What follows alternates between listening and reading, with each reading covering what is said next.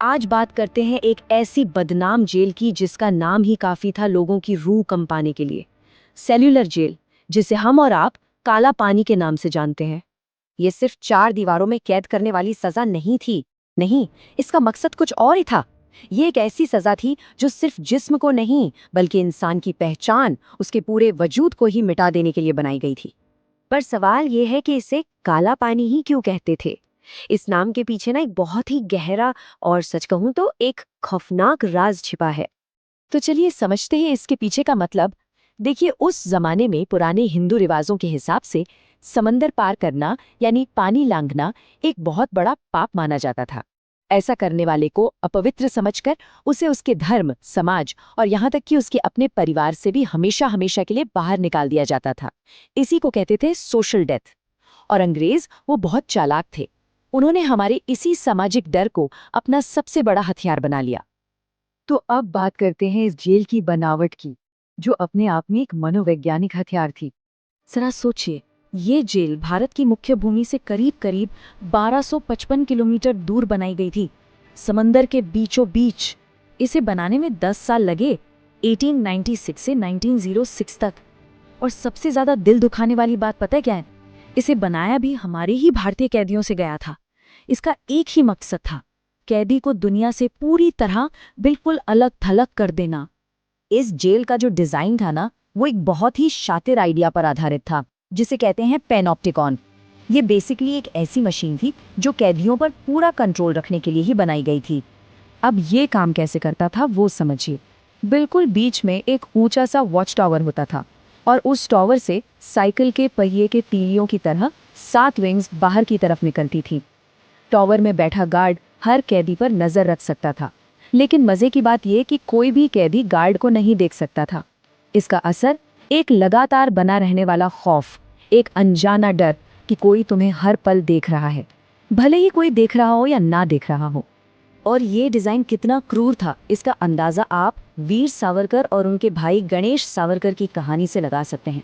सोचिए, दोनों सगे भाई एक ही जेल में एक ही वक्त पर कैद थे, लेकिन इस डिजाइन की वजह से पूरे 9 महीने तक उन्हें पता ही नहीं चला कि उनका अपना भाई कुछ ही दूरी पर उसी नरक में कैद है। तो आखिर इस नरक में एक दिन बीतता कैसे था? चलिए देखते हैं कि कैदी हर रोज किस पीड़ा से गुजरते थे। देखिए, यहाँ जुल्म का एक पूरा सिस्टम बना हुआ था। सबसे ऊपर तो था ब्रिटिश जेलर, जिसके पास खैर एब्सोल्यूट पावर थी। फिर बीच में आते थे जमादार, और ये जमादार ये भी कैदी ही होते थे, जिन्हें दूसरे कैदियों पर जुल्म ढाने के लिए रखा जाता था। मकसद था डिवाइड एंड रूल, कैदियों को आपस में ही लड़वाना।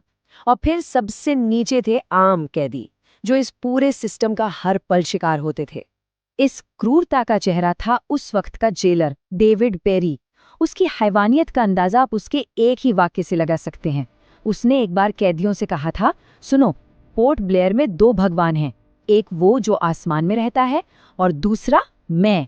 यहाँ काम काम नहीं था, वो टॉर्चर का एक तरीका था। कैदियों से हजारों नारियल हाथ से छिलवाए जाते थे, तब तक जब तक उनके हाथों से खून न बहने लगे। फिर उन्हीं नारियल के खुरदुरे रेशों से रस्सी बनवाई जाती थी। और इन सबसे भी भयानक एक चीज थी, जिसे कहते थे कोल्हू। 30 पाउंड यानी करीब 14 लीटर तेल। इतना तेल हर कैदी को रोज उस कोल्हू से निकालना पड़ता था। और हाँ, इस कोल्हू को बैल नहीं बल्कि इंसान खींचते थे। ये एक ऐसा टारगेट था जिसे पूरा करना नामुमकिन था, शरीर को पूरी तरह तोड़ देने वाला। अब देखिए, कागजों पर तो सब कुछ ठीक ठाक था। कहा गया था कि काम के घंटे तय होंगे, लंच ब्रेक मिलेगा, लेकिन असलियत सुबह 6 से शाम 5 बजे तक नॉन स्टॉप 11 घंटे काम। कागजों पे लिखा था कि बीमारों का इलाज होगा। हकीकत ये थी कि बीमार पड़ना एक जुर्म माना जाता था और उसकी सजा थी कोड़े और सिर्फ मार। खाने की बात करें तो उसमें अक्सर जंगली घास, यहाँ तक कि सांप और जोंक तक मिले होते थे। और शाम 6 बजे से सुबह 6 बजे तक पूरे 12 घंटे टॉयलेट जाना मना था। सोचिए, कैदियों को अपनी उसी छोटी सी अंधेरी कोठरी में एक मटके का इस्तेमाल करना पड़ता था। ये सब सिर्फ जिस्म को तकलीफ देने के लिए नहीं था, ये इंसान की सेल्फ रिस्पेक्ट को, उसके आत्मसम्मान को कुचलने की कोशिश थी। लेकिन इतने जुल्म सहने के बाद भी, इतने अपमान के बाद भी आजादी के उन दीवानों का जज्बा टूटा नहीं। उन्होंने हार नहीं मानी, उन्होंने पलटकर जवाब दिया। साल था 1933। कैदियों ने इन हैवानियत भरे हालातों के खिलाफ एक बहुत बड़ी भूख हड़ताल शुरू की। और ये कोई एक दो दिन की हड़ताल नहीं थी, ये पूरे 45 दिन तक चली। अब इस हड़ताल को तोड़ने के लिए अंग्रेजों ने जो तरीका अपनाया, वो क्रूरता की सारी हदें पार कर गया था। उन्होंने फोर्स फीडिंग शुरू की। इसमें होता ये था कि कैदी को जबरदस्ती जकड़ लिया जाता था, उसकी नाक से एक रबर की ट्यूब अंदर डाली जाती और पेट में जबरदस्ती दूध भर दिया जाता था। लेकिन इसमें अक्सर एक भयानक गलती हो जाती थी। ट्यूब पेट की जगह सांस की नली में चली जाती और खाना फेफड़ों में। नतीजा, एक बहुत ही दर्दनाक मौत।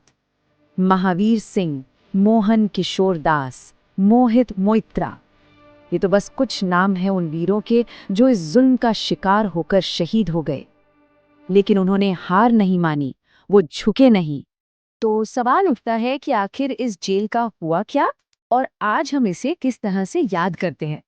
पता है, इस जेल की बाहरी दीवारें बहुत ज्यादा ऊंची नहीं थीं, क्योंकि अंग्रेजों को पता था कि भागना नामुमकिन है। जरा सोचिए, कोई कैदी भागकर जाएगा भी तो कहाँ। एक तरफ मीलों तक फैला हुआ अंतहीन समंदर और दूसरी तरफ एक घना जंगल, जहां एक ऐसी आदिवासी जनजाति रहती थी जो किसी भी बाहरी इंसान को देखते ही मार देती थी। तो फिर क्या हुआ देखिए। 1937 में बहुत सारे विरोध प्रदर्शनों के बाद ज्यादातर राजनीतिक कैदियों को छोड़ दिया गया। फिर 1942 में वर्ल्ड वॉर 2 के दौरान जापान की फौज ने इस द्वीप पर कब्जा कर लिया। 1943 में नेताजी सुभाष चंद्र बोस ने पोर्ट ब्लेयर पर भारत का झंडा फहराया। और आज ये जेल एक नेशनल मेमोरियल, एक राष्ट्रीय स्मारक के तौर पर खड़ी है, हमें उन अनगिनत बलिदानों की याद दिलाती हुई। और यहीं पर मैं एक सवाल छोड़ना चाहता हूँ कि एक ऐसी जगह जिसे बनाया ही गया था भुला दिए जाने के लिए, उसे एक देश को, हम सबको आखिर कैसे याद रखना चाहिए।